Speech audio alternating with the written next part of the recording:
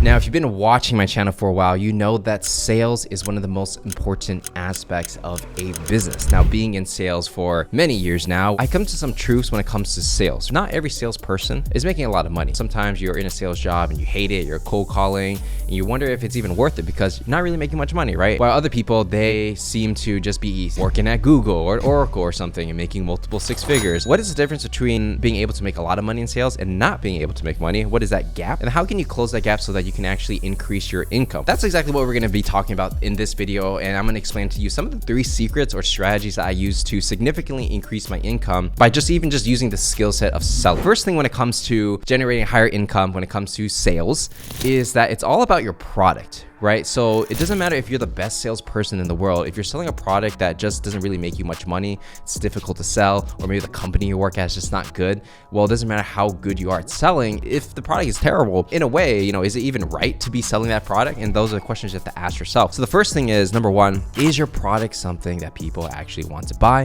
Does it solve a real problem? And can you actually make a huge profit out of selling it, right? Especially as a salesperson. And if the answer is no, then I would highly suggest you switch to a different product. Now, a lot of people in sales, when they get started, sometimes they just fall into sales because they just need a job and maybe they don't have many skills, and they'll just sell anything, whether it's like selling knives door to door, selling vacuums, selling timeshares. Sometimes you can make a lot of money in it, but sometimes it's just a completely terrible job, and that's why most people get into sales and they quit, right? So you definitely want to stay away from those opportunities. You want to go for the ones that actually make the big bucks. I know for me personally, I do have technology Web3 agency, right? Where I basically help like NFT companies and stuff like that with consulting and advising. And the thing I've realized about that is I was able to charge so much more for my services just based on the problem and the value that I was giving, right? So by targeting problems that are very difficult to solve, very few people in the world can solve it, I can charge a very high price for that because my value is extremely high and my competition is very low. So I have that marginal difference, right? So if people try to copy me, to gain the skills that I have, it's very difficult to copy. So even if you try, you probably won't be able to pull off. There are all things I could do in terms of like having an agency or services, right? And so what I did as I looked at, okay, what are the things that most people need that are pretty easy to do and kind of make money? And I looked at those things and I noticed that a lot of other people did the exact same thing. And I was like, well, I could do it. It feels like easy money, but am I really wasting my time?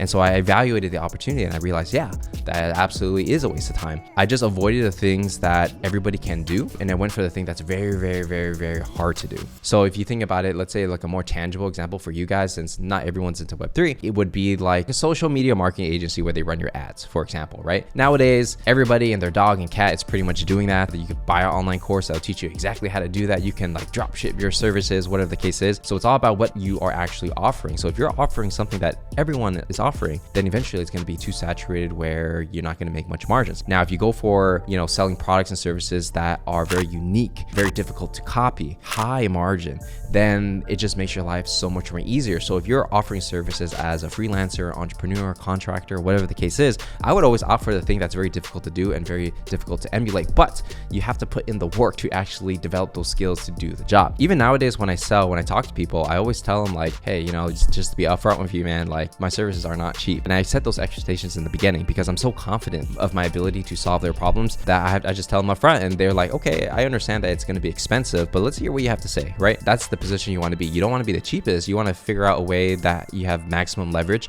You can charge the most out of all your competition, because if you can charge the most, you have more funds. You have more funds, you can hire a better team, and then your services and everything you offer is just so much more better because you have more funds. A lot of people fall into the trap of trying to be the cheapest, and if you're the cheapest, you barely can pay yourself, you don't have the funds, you can't really do much, right? So high margins, always look for those leverage opportunities and find ways to position yourself in a way where whatever you're selling has high leverage. And if that is, relating back to a sales job, don't sell a product that everyone else is selling. Don't go to a company where there's millions of competition. Go to some place like Unique where their product is just so good that it's very easy to sell. Sometimes it's the boring businesses that make a lot of money. Once you actually get into a meeting, what's the next step? What I've learned from, especially recently, of like selling services, especially in the technology space, is that the best way to sell is really to agitate pain. So a lot of times, here's how it happens. Like I get connected with certain people because friends of friends, connections of connections, they see me as an influencer, whatever the case is, I'm in the door, right? So I got a shot. Now from there, a lot of people don't even know what I do, what I offer, and they don't even know that I can solve problems that they didn't even know that they had. So how it usually goes is I hang out with people and I just kind of ask them about like what they're doing and what their goals are and things like that. And then I kind of look for problems, right? There are common problems I always see people have. I just kind of agitate the pain. So I start small,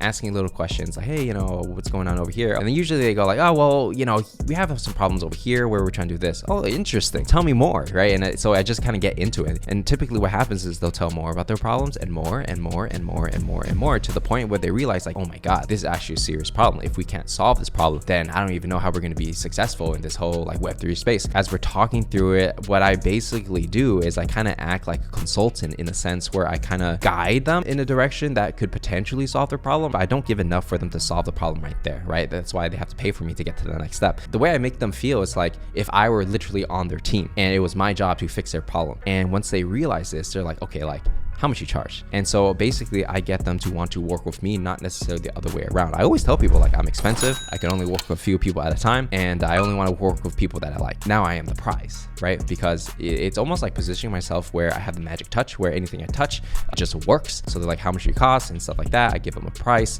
And then usually they kind of just go with it because they see the immense value that I give. Now the value that I give is essentially like, if they pay me $100, I'll make them $500. That's pretty much the sale, right? So it's like, in a way, I'm kind of free because I always help you make more money than you give me. And then I'm just giving my advice and my strategy so that you can sell whatever it is that you're selling so much more better. A lot of times for technology companies, problem is like they'll create all these cool things and they just hope that people will buy. Definitely a lack of confidence when it comes to hoping. What I do is I give them that confidence because I have a formula on how to sell product, because I've been doing it, selling technology for so many years, that I just give them the formula and help them out and do that thing by agitating the pain, showing them that I am the solution and I am one of the only people in the world that can actually do it in your particular situation. Because if they feel like you're the only solution to their problem and no matter how hard they look, they're not going to find anybody else, then you are going to get the business. So that's essentially what I've been doing. So yeah, so I really recommend you guys do that for your particular product or service that you're selling. It's really just agitating the pain. And a lot of times when I get clients, they literally weren't even looking to hire services I offer. They weren't even aware of the problem that they had a lot of the times.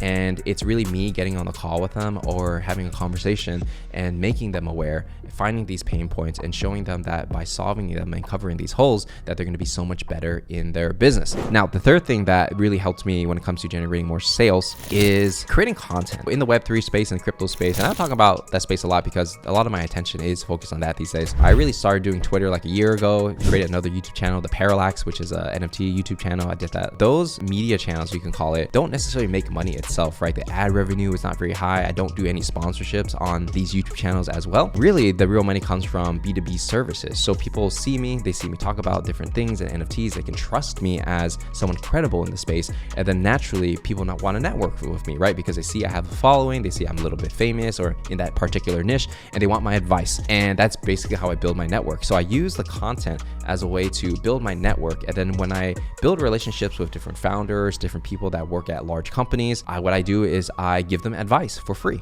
I just help them out. Essentially, by helping people for free, there's just so much goodwill built up. They're just like, hey, we're going to do this thing and we would really love your help to help us get this going. From there, then it's a conversation of what will it take for me to be convinced to work with them. The way the business model kind of works is that I only work with a handful of clients at a time. So in a way, kind of position myself as a boutique advisory. It's not cheap, but it definitely gets results. And I only work with a handful of clients at a time, which in a way, because there's more scarcity, allows me to increase the prices I charge, which also increases perceived value and also makes people feel a lot more confident when I work with them. And a lot of times people pay for confidence, believe it or not, especially when it comes to many services like advice, right? Creating content was really the key. I wouldn't be able to get my first clients if it weren't for content and people giving me a shot. And then once I got clients, people know who I am, they want to talk with me, and then all I have to say is like, hey, I work with X, Y, and Z, and I could probably do the same thing for you if you want. And of course, they're going to be like, all right, how do I work with you? But yeah, but it really, the engine to make everything work is is content. All the leads that I create, all the people that want to connect with me is through content. It's very rare for me to do outbound when it comes to like the advisory side. So it's not like I'm cold emailing all these people. I really just create content, let them come to me, or I will be connected with someone through inbound, and then I would ask them, hey, is there anyone that would be looking for some advisory services? So just like a low-key way to do it, right? Not even trying that hard. And people will be like, oh, like I was thinking of this one project that I'm connected to, let me introduce you. And that's typically how it goes. So if you are in the position to do it, I would really advise you to like create content. Doing YouTube and stuff is very difficult, and I don't think it's for everyone, because not everyone wants to be on camera, right? But Twitter, I'm learning that you don't really need a big following to make a significant amount of income on Twitter. You could really go with a couple thousand people and you can be making like 6 figures off a couple thousand people, depending on the services that you provide. If they're like very high value things, then you only need a couple clients a year in order to do well. So it's just like going up the ladder, if you will, right? It's like moving upstream.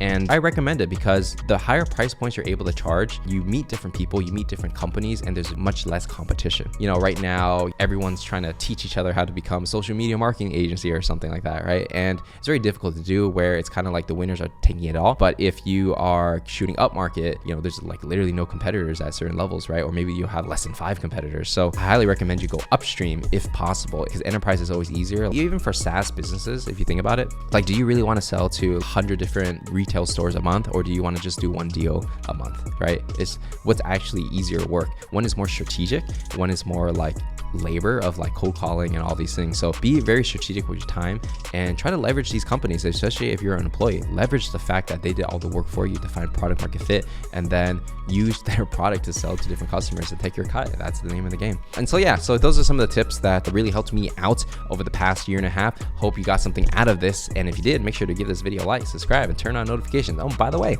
if you want to learn more about sales, make sure to check out my masterclass, Sales Legacy. That'll teach you everything you need to know to get started. There's a free 1-hour training over there. If you go to the website, link is also in the description, and I will see you in the next one.